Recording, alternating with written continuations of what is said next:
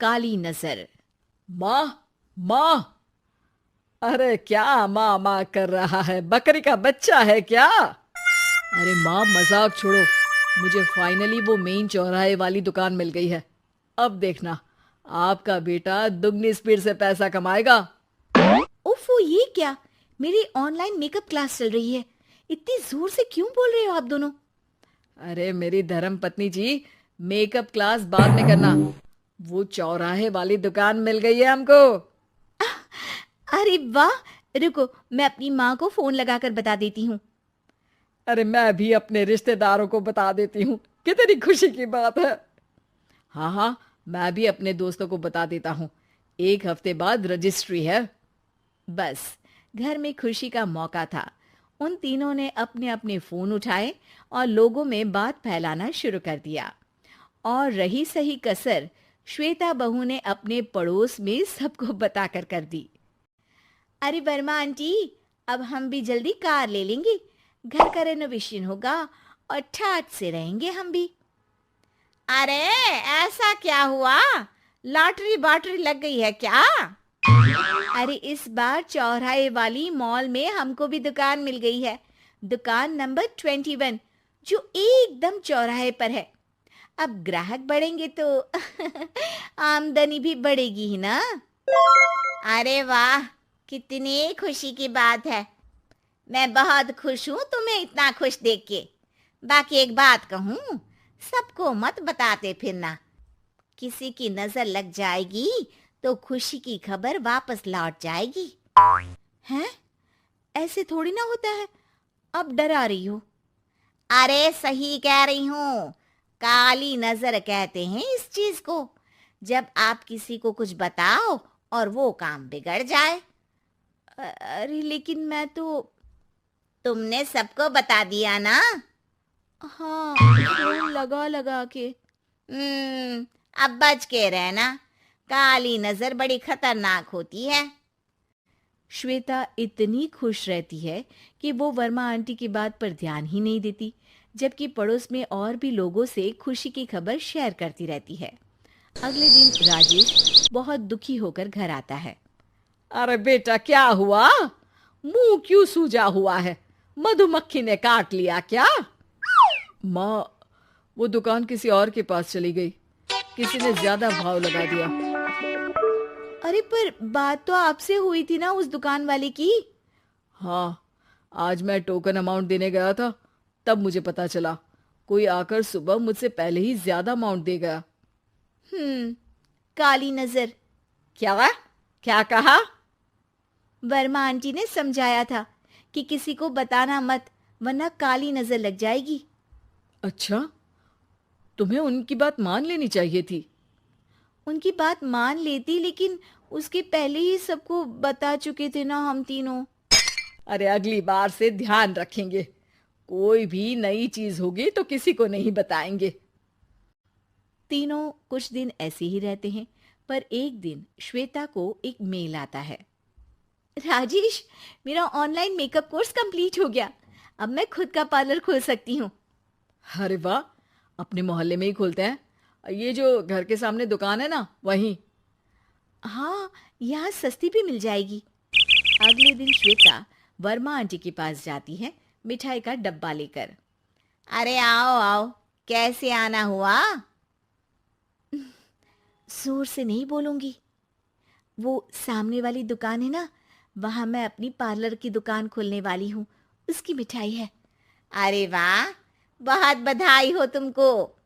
हाँ, मैं कमाने लगूंगी तो राजेश पर पूरे घर का बोझ नहीं रहेगा ना आंटी जी।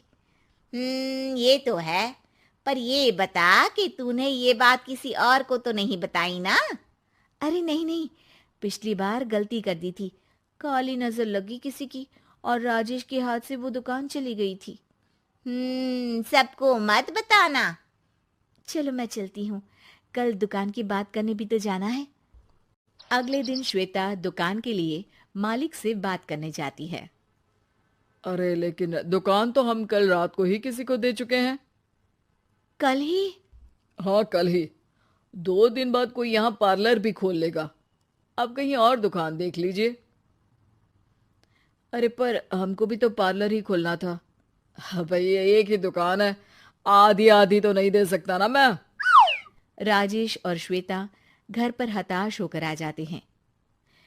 इस बार तो किसी को बताया भी नहीं था, अब किसकी काली नजर लग सकती है। सुनो, तुमने माँ को बताया था क्या? अरे कैसी बात कर रही हो, माँ की नजर थोड़ी ना लगेगी। पक्का तुमने किसी को नहीं बताया था ना? सिर्फ वर्मा आंटी को बताया था, उन्होंने ही मुझे किसी को नहीं बताने को कहा। अरे यार, तुम भी सही हो। मेरी माँ को नहीं बताने को कह रही हो, पर वर्मा आंटी को बताना तुम्हें जरूरी लगा। अरे वर्मा आंटी ने ही तो काली नजर के बारे में बताया था ना, वो हमेशा हमारा भला ही तो चाहती है। मेरी माँ भी हमारा भला ही चाहती है। अरे पर चिल्ला क्यों रहे हो? बात नहीं कर सकते क्या आराम से? नहीं आता वो आराम से बात करना, और करना भी नहीं चाहता हूं मैं। दुकान जाने का दुख गुस्से में बदल गया था और राजेश और श्वेता में बात बंद हो गई थी। 2 दिन बाद मोहल्ले में पार्लर का इनॉग्रेशन हुआ, जिसमें मोहल्ले के सभी लोगों को बुलाया गया, पर श्वेता, राजेश और माँ नहीं जाते। माँ, अंदर आ जाओ, क्या देख रही हो? अरे नया पार्लर देख रही हूं अपने आंगन से। देखो, माँ को दूसरे का सुख देखने में कितना मजा आ रहा है, मेरा दुख नहीं दिख रहा इन्हें। यहाँ मेरा पार्लर भी तो हो सकता था। अरे चुप रहो यार, हर बात में लड़ाई क्यों ढूंढ रही हो? राजेश और श्वेता फिर बहस करने लगते थे। तभी माँ ने दोनों को बाहर बुलाया।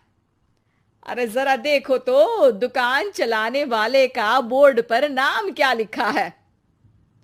श्रुति वर्मा।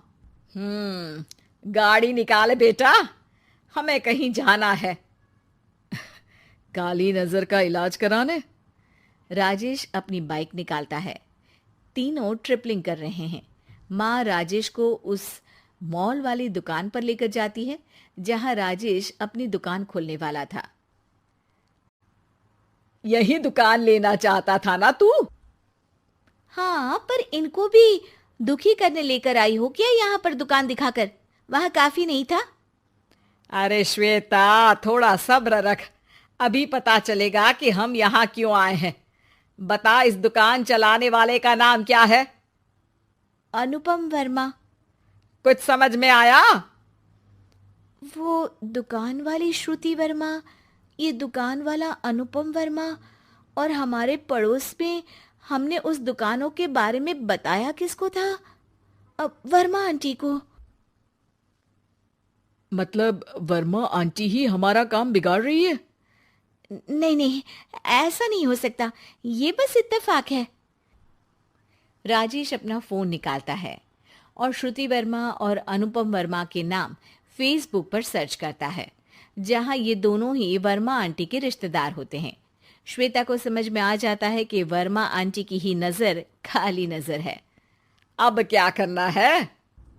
कोई भी खुशी की खबर हो तो काली नजर से बचना है, यानी वर्मा आंटी से बचना है।